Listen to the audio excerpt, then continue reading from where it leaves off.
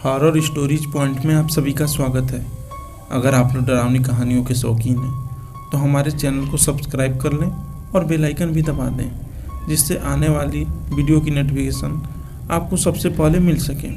तो चलिए शुरू करते हैं आज की एक नई कहानी। हर व्यक्ति की चाहत होती है कि उसे एक खूबसूरत दुल्हन मिले, लेकिन घूंघटा उठाते ही यह पता चले कि जिसे दुल्हन बना कर लाए हैं वह लड़की नहीं भूतनी है, तो क्या होगा। तो सोचिए क्या गुजरेगी उस व्यक्ति पर। ऐसी एक पुरानी घटना है बिहार के दरभंगा जिले के नेहरा गांव के निवासी राधेश्याम चौधरी बताते हैं कि इस गांव के एक युवक की शादी हुई। युवक अपनी दुल्हन को लेकर घर वापस आ रहा था। उन दिनों डोली में बैठकर दुल्हन आती थी। रास्ते में डोली लेकर चलने वाले जब थक गए तो उन्होंने एक पेड़ के नीचे डोली को रख दिया और सुस्ताने लगे। कहते हैं कि इसी बीच एक भूतनी ने दुल्हन को मार दिया और उसके शरीर पर कब्जा कर लिया। कोई भी इस घटना को समझ नहीं पाया और दुल्हन की डोली ससुराल आ गई। रात के समय जब दुल्हा अपने कमरे में पहुंचा, दुल्हन का घूंघट उठाकर उसका चेहरा देखने लगा। तभी उसे तेज प्यास लगी और पानी पीने की इच्छा जताई। दुल्हन बैठे बैठे हाथ बढ़ाकर कुएं से पानी भर लाई।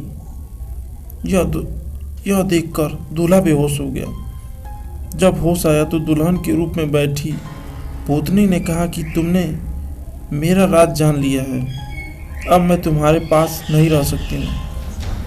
अगर तुम्हारे पास रहूँगी तो तुम्हें भी जान से मार डालूंगी।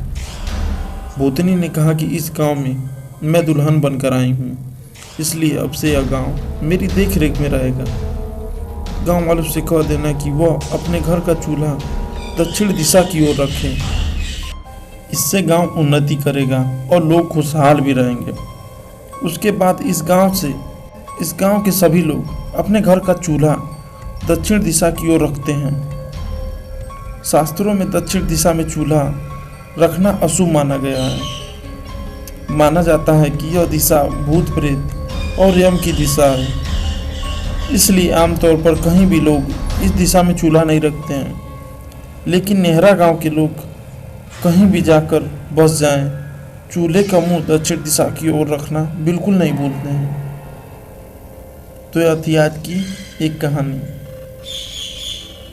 अगर आप लोगों को यह कहानी पसंद आई हो तो हमारे चैनल को सब्सक्राइब कर लें और बेल आइकन भी दबा दें। धन्यवाद।